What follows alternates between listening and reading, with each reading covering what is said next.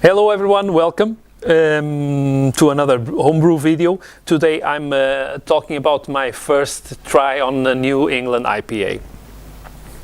So I came up with this recipe based on lots of recipes. I'll leave links to lots of recipes here in the description, but basically it was more inspired in the Julius clone from Treehouse Brewing Company and Brewdog versus Cloudwater New England IPA. The New England IPA the other New England IPA from Brewdog, Fort Point from Trillium.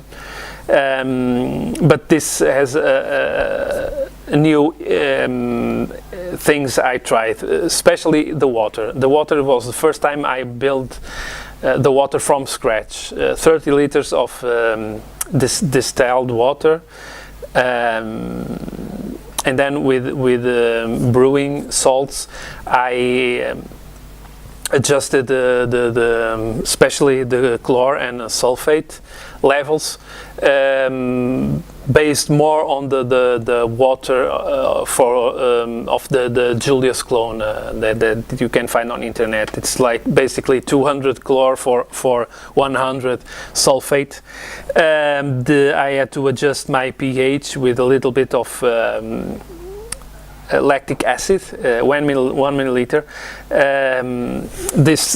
It was what I got in Brew and Water. It's very easy to use. Was the first time I used it, but it's very intuitive, very straightforward. Also the brewer's friend calculation sheets.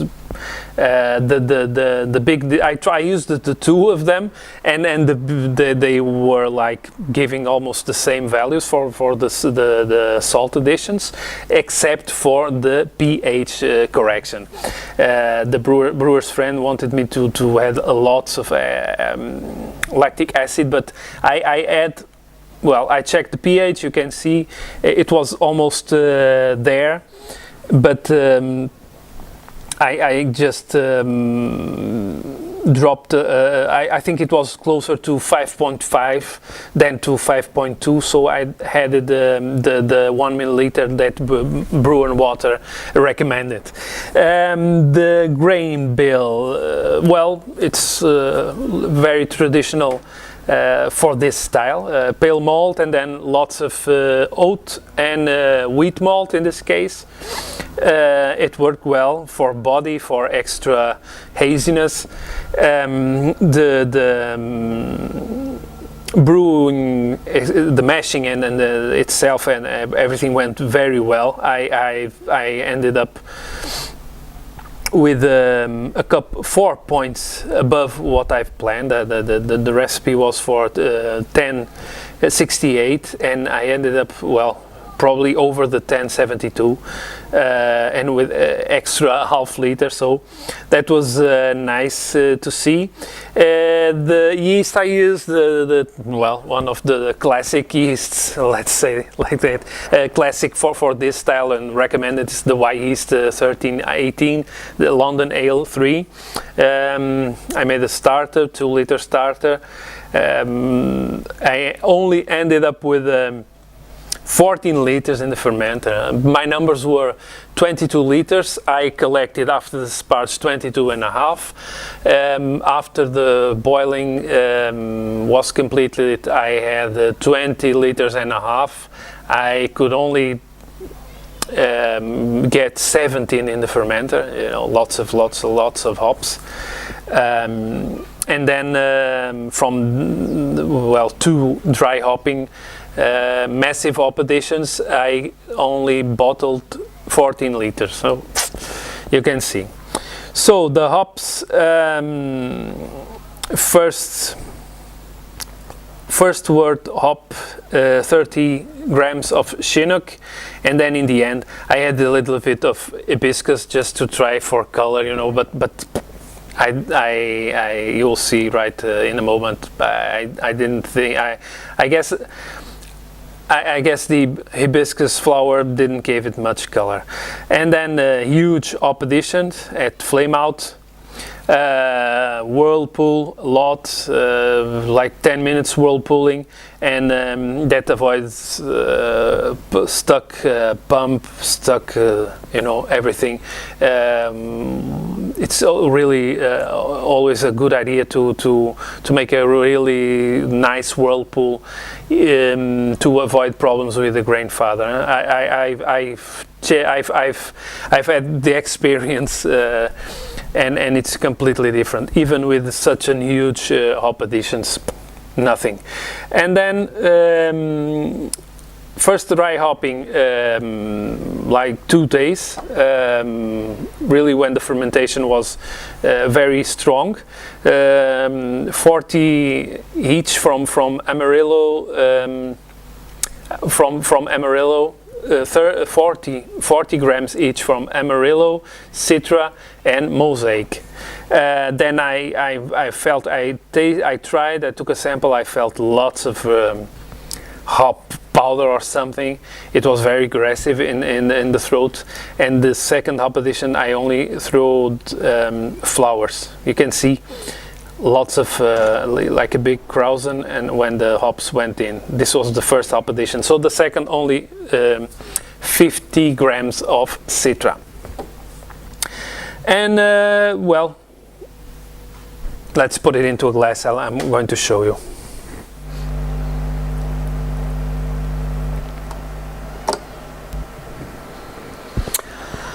And here she is. Lots and lots of haziness, completely, well, you don't see a thing. It came out a little bit dark, maybe it was that hibiscus, maybe lots of pellets, they leave almost a green hue here, but I see that in the camera it looks a little bit darker than it's really is. But it's like a really dark orange with a green hue, with a nice head, really thin bubbles, nice retention. It's well, what's supposed to be like the style. It really moves. It gives this creamy, thick impression. In the aroma, at first you get especially passion fruit and the citra, but lots and lots and lots of citrus, sweet citrus, tangerine, and orange, especially that. For what I wanted, a little bit too much, and then after a while, it's like the passion fruit disappears, and you only get sweet, citrusy fruits. Let's dive in. Cheers, guys. Okay, let me describe this to you. The mouthfeel is almost perfect for me. A few commercial examples I tried. It's that really thick and velvety, but not chewy. The thin bubbles, the medium carbonation just gives it an extra velvety, creamy feeling. It coats like the tongue and the mouth. It's not sticky. It's not like you get that from some IPAs. You don't get that here. It starts with lots of sweetness, and in the end it dries up a little bit. You get a medium bitterness and like a slightly sweet finish. It's very nice. I think it was a really one of my best beers. What would I change? For me, the malt bill, I will probably repeat it like this. Maybe just slightly experiment with more oats, less wheat. Like that, but not much. The yeast worked very nice. The attenuation was slightly 2 points higher than what was, well, expected. But the hops, maybe a little bit less bitterness, not much, but just slightly, and avoid pellets, at least such a big amount of pellets of hops in the fermenter.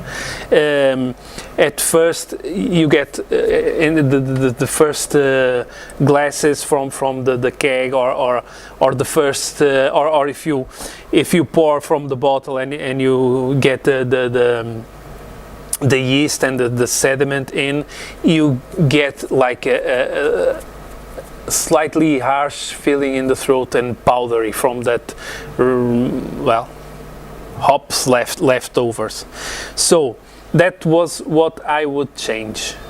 Avoid the pellets in the fermenter, maybe slightly less bitterness, and away with the Amarillo.